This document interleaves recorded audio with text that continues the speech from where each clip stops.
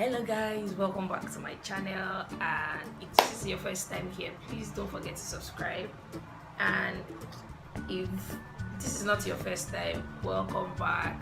And I really appreciate you guys supporting me by watching my videos. At least I see your views, even if I don't see the equal number of subscribers, but it's okay. At least you guys watch my videos. That means I'm doing something good. Today's video is just going to be like a continuation of my last video titled Finding Myself. I think that's what it. And I got a number of reactions, some on this channel, some on my Instagram, and some physically. And a number of people, it was mixed reactions. Some people were telling me, no, why are you talking about something like that online? And I'm like, it's because people don't talk about it. That's why people are dying every day.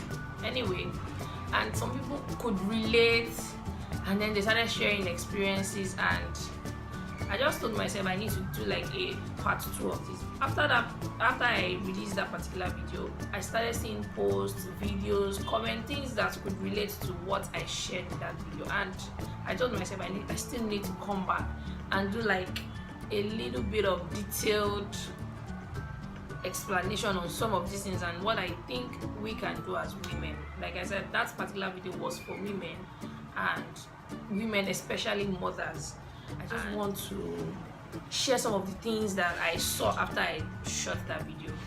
Sorry, I hope the lighting is okay, but I'm just trying to rush this video because I really need to leave the house in an hour. So there's this lady I follow on Instagram. Most of what I'm sharing today is just going to be from what I saw on her page. Her name is, I follow her personal page, and I follow her business page, which is Project Baby NG. I'll leave a description down in the comment section so that you guys can follow her. You will learn a lot of things, especially when it comes to mothering babies and being a woman yourself. I admire her. I'm just going to itemize something that she wrote, and I'm going to give explanations on how I relate with those things. Just in case this is your own first time of watching this video, you probably would have to watch my previous video, the one before this one, just to understand what I'm sharing. I don't want to go back to that video, so you probably would have to go and watch that video. She said everyone has bad days. You are not the first. Don't dwell on it. Tomorrow is a new day. Relax and rest. I can relate with that because there used to be a time that after I got married, I started having kids. I won't say I have OCD, but I always want things to be in a particular way, and it just has to be in that particular way at that moment that I want it, regardless of whether I'm tired or whether I know that in the next 10 minutes somebody is going to scatter it again. So I would always clean, I would clean the house like every 10 minutes, I would sweep the house like every 5 minutes. As soon as my daughter messes up the house, then it was just her. I would want to clean up, I would want to do this, I would want to do everything, everything must just be done. And what you don't understand is there will never be an end to house chores or whatever it is that you have to do. It's not just about house chores now. There will never be an end to it, and you can never finish it in one day. 24 hours is not even enough. So you should be able to know when, well, yes, I don't like it, but I'm just going to ignore it, and I'll go now, rest, because I'm so tired. I'll rest, and when I wake up tomorrow, I will do whatever I can do tomorrow, and then if I'm still not able to do it all, I will do it again the next day. Now, don't get me wrong, this is not me telling you to be able to procrastinate or anything. No, I'm just trying to tell you that you pick your priorities. Like, okay, if I don't do this now, what is the implication? If I don't do this now, what is the implication? Do it according to the priority list. And it is okay if you cannot finish it. Just keep it in mind that, okay, by next time, this is what I'm doing next. And then you can go relax and rest, because the day you break down, those things will still be there anyway. So don't just bother your head about it. Just move on, and then tomorrow is another day. The second thing she said was, how can you show up for others when you don't even show up for yourself? Self-care is a must. You know, sometimes when you see a couple that have been married for a while, you see the husband looking younger, looking all smooth, clean, and then the woman is looking like she's the elder sister or something. It's because we don't take care of ourselves. We don't even, you know, we don't even make that effort to always be at our best. Men know when they need to shave, they know when to buy good clothes on their bodies, they know when to buy good shoes. Some women, all they do is spend their money on their kids and their husbands. They don't even spend money on themselves. It's good to spend your money on your kids. Trust me, I've been there. There was a time that in like 2 years I could not remember actually purchasing something for myself. Everything was that I'm buying for this one, I'm buying for that. Time I looked at my wardrobe and I was like, all these things, they just have to go. Like, they've just been there for too long. You can hold on to some things, maybe sentimental, but just be able to know when to treat yourself. You should be able to go to the salon, get your hair done, get your nails done, go for a massage. Yeah, she mentioned massage, she mentioned go for a walk. One thing I've been doing recently is love to exercise, but after getting married and having kids, I've not been able to bring out that time to do all of that. So, and exercising makes me feel really good. It's not just about keeping fit. I just feel so relaxed when I'm able to exercise. So I told myself before, I was like, okay, I'll just jog around my estate and stuff like that. But I was not able to keep up with that, because there are days that I say, I can't leave, my husband is not at home, I can't leave my kids with my maid and stuff, and then because of that I'm not going. But these days, with a couple of friends, we always motivate each other. Like today I'll call one of my friends, and then she'll be like, I'm tired. I'll say, please don't be tired. You know, this thing is like my distress routine. Please, just because of me, just try, let's meet up and stuff like that. Like, do something that makes you feel good about yourself. You have to take care of yourself. When you feel good about yourself, it's easier to take care of another person. I have a friend that most times she's always very frustrated, and in the end it's the kids that suffer, because when she needs to take out her anger, she takes it out on her kids, and it's just because she has bottled up too much, and it's not doing you good, like emotionally, physically, and all of that. And then you discover that you're just always eating your kids and stuff. Like, you just need to take care of yourself and feel good about yourself, both inside and outside. I don't want to dwell too much. The third thing she said, find your mommy tribe. It is very important to find your mommy tribe. Like, that you're finding real life friends. See, let's be honest about it. As a married woman, it's probably very difficult for you to keep up with your single friends. I've been there, so I can relate with that. So the best thing you can do is find people that are in similar situations that you are in.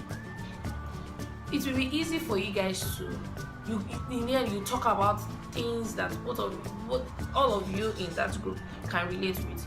I attended a wedding of a colleague of an old schoolmate over the weekend, and it was more like a mini reunion.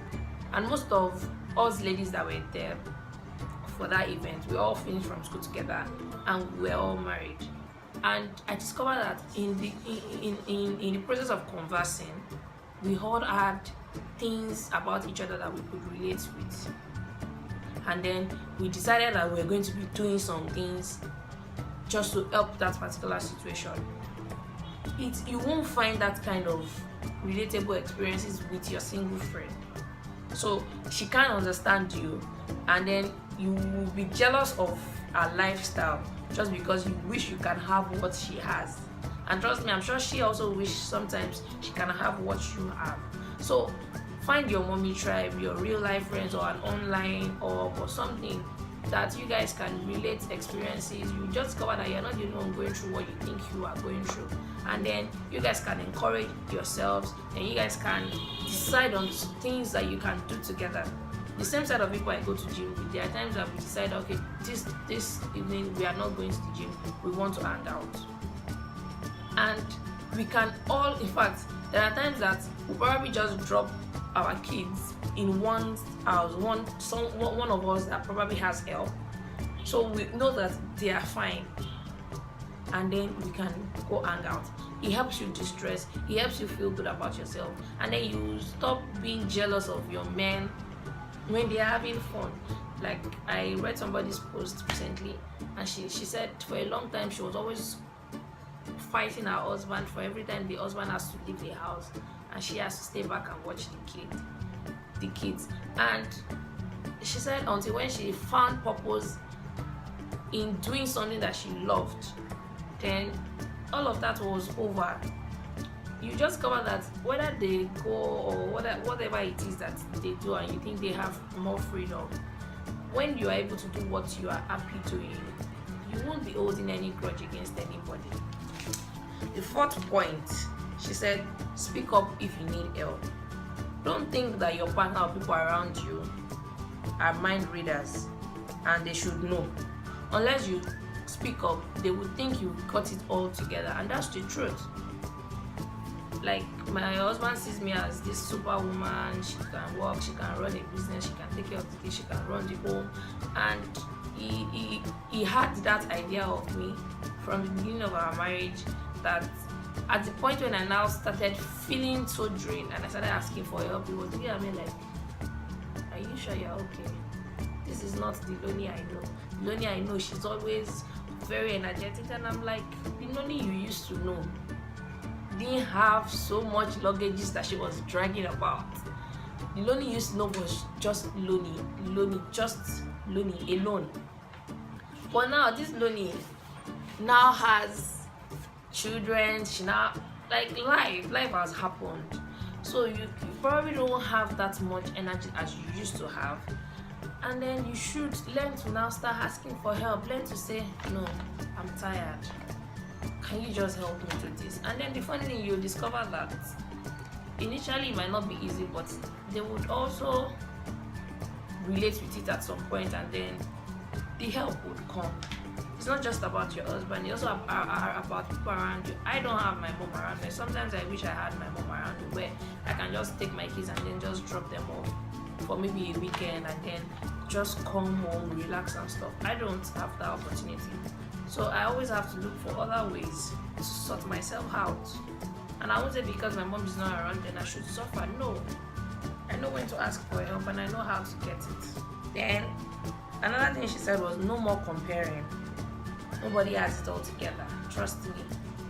No one has it all together. They will definitely be lacking something. So if you are looking at somebody and you are saying because this person looks seemingly happy and stuff like that, and then you start wishing, no. Don't be fooled. Social media has misled a number of people. Don't be misled. Nobody has it all together. Just do the best you can and know that you are doing the best you can. And this leads me to the last point she made. She said, when things get really tough, just tell yourself you've got this, because you really do. Yesterday was Mother's Day and I posted something on the group that I was in. I said, don't let anybody tell you that you are not doing enough. Trust me, you are doing the very best that you can. Don't let anybody tell you otherwise. Don't let anybody tell you, your mates are doing it. No, don't let anybody tell you that. Always find a way to encourage yourself. Don't wait for somebody to encourage you. Always, always, always encourage yourself. Do things that make you happy. Find something to do. One thing I always do to distress is exercise. I love it.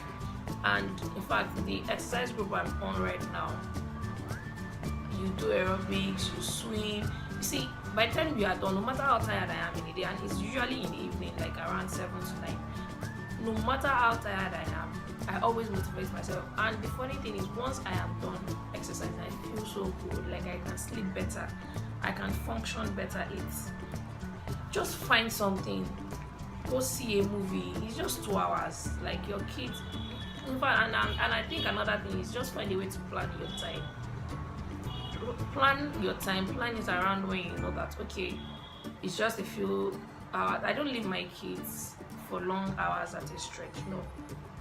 It's either I'm doing some things when they are in school, and I know that okay, somebody is there watching over them. And when they are not in school, when they are at home, I don't leave them with my help for longer than maybe 2-3 hours, except maybe my husband is around. So it's they will, and the funny thing is they will be fine. Like they will be fine. Just make sure that the person you're leaving them with is mature enough to know when something is up and stuff. And even when I'm away, I always call in to check on them. So, and I've discovered that since I've been doing that, I've been happier and there's less emotional stress. So I'm here to tell you today, don't let anybody guilt trip you into the fact that you're not being a good mom when you are. At the wedding, a number of people were asking me, where are your kids? And I'm like, they're at home.